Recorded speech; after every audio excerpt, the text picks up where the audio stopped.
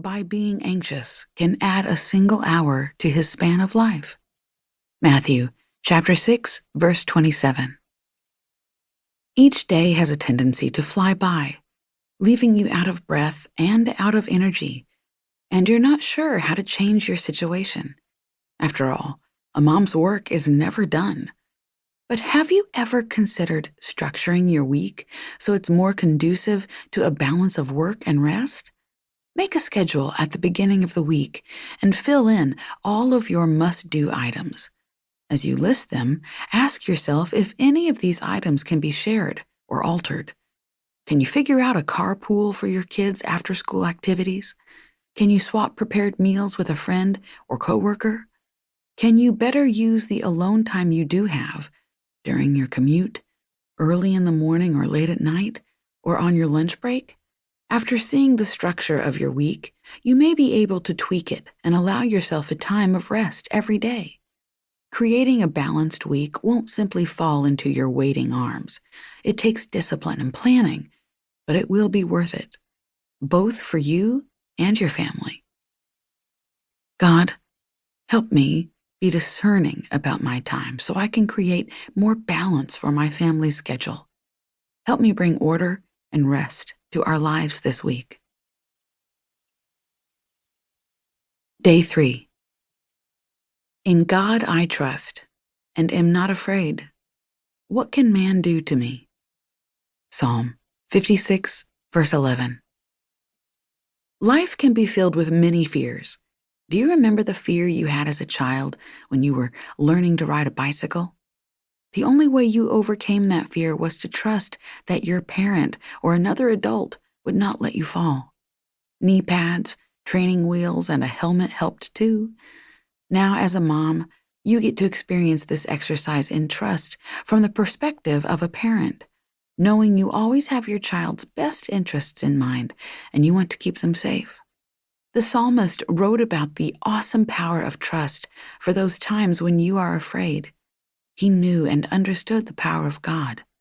The Bible has warned us that in this life we will suffer and experience difficulties. John chapter 16, verse 33. But you know what? It is during those times that you can activate your hope by placing your trust in God. Complete and total trust in God is the key to overcoming fear. When you trust God, giving in to fear is not an option.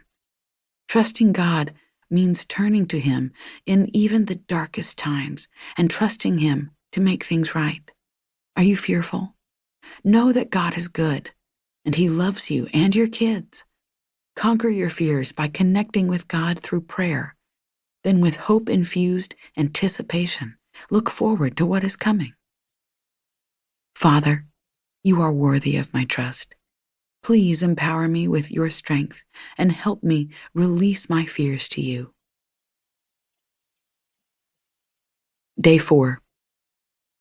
I pray that from His glorious, unlimited resources, He will empower you with inner strength through His Spirit. Ephesians chapter 3, verse 16. Imagine yourself as you go through a day with one of your precious children. But instead of treating that child with love and gentleness, you place high demands on her. You wake her up after she's had only a few hours of sleep. You make her skip breakfast so she can scrub the floors, and you allow her to eat only as you're rushing out the door. After she finishes school for the day, you hand her an impossible to-do list. And when dinner time comes and she hasn't completed it, you complain to her about it. You keep her up way past her bedtime and then make her feel guilty when she falls asleep on the couch. This example may sound extreme. After all, who would treat a child that way? But isn't this the way you tend to treat yourself?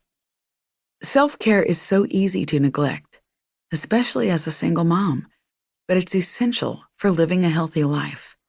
So today, try treating yourself like a child. Relax your expectations, be kind to yourself, and rest when you get overwhelmed. Care for yourself as the precious child of God that you are. Lord, help me tend to my own physical